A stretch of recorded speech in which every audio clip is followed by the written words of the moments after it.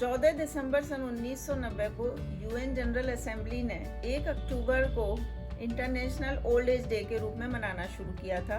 तभी से हर साल हम इस दिन को इसी रूप में मनाते चले आ रहे हैं। इस साल का जो थीम है वो है स्टैंड अगेंस्ट एजिज्म।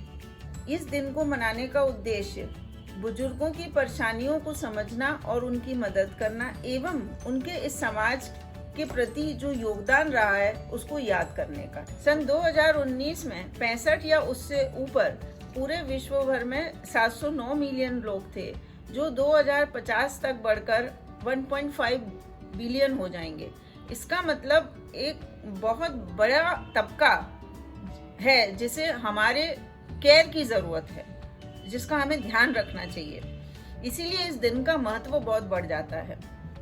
आजकल क्या होता है कि 17-18 साल की उम्र से ही बच्चे अपने माँ बाप से दूर चले जाते हैं। उसके बाद उनकी शादी हो जाती है, उनका परिवार हो जाता है, तो वो अपने परिवार के दायित्वों में घिर जाते हैं। तो परिवार का एक साथ इकट्ठे होकर रहना कुछ मुश्किल सा होता जा रहा है। इसलिए इस समस्या का जो भयावहता है वो बढ़ती जा रही है। तो हमें इसका निदान ढूंढना चाहिए। तो जो बच्चे अपने माँ बाप के पास रह रहे हैं वो ये कर सकते हैं कि उनके साथ थोड़ा सा समय ज़्यादा बिताएं, बल्कि ज़्यादा केवल समय नहीं बिताना है, समय विद अ पॉजिटिव एटीट्यूड बिताना है। और जो बच्चे अपने माँ बाप के पास रह ही नहीं पा रहे हैं वो विभिन्न संचार माध्यमों से अपने माँ बाप से संपर्क बनाए रख सकते हैं, उनकी परेशानियों को समझ सकते हैं और इतना ही नहीं, वे उनसे अपनी परेशानियां साझा कर सकते हैं, जिसकी समस्या का हल यकीन मानिए आपके माँ बाप के पास है, क्योंकि उनके पास ज्ञान है, अनुभव है और वो आपकी समस्याओं को काफी हद तक सुलझा देंगे। ये करने से क्या होगा कि माँ बाप के अंदर एक जीवन का जोश बना रहेगा, अ फीलिंग ऑफ वांट उनके अंदर रहेगी और आपके अंदर भी जो अकेलेपन की भावना है वो काफी हद तक कम हो जाएगी। दूसरी समस्या आती है कि जब माँ बाप आपके पास नहीं है तो आप उनका शारीरिक रूप से कैसे सहयोग करें।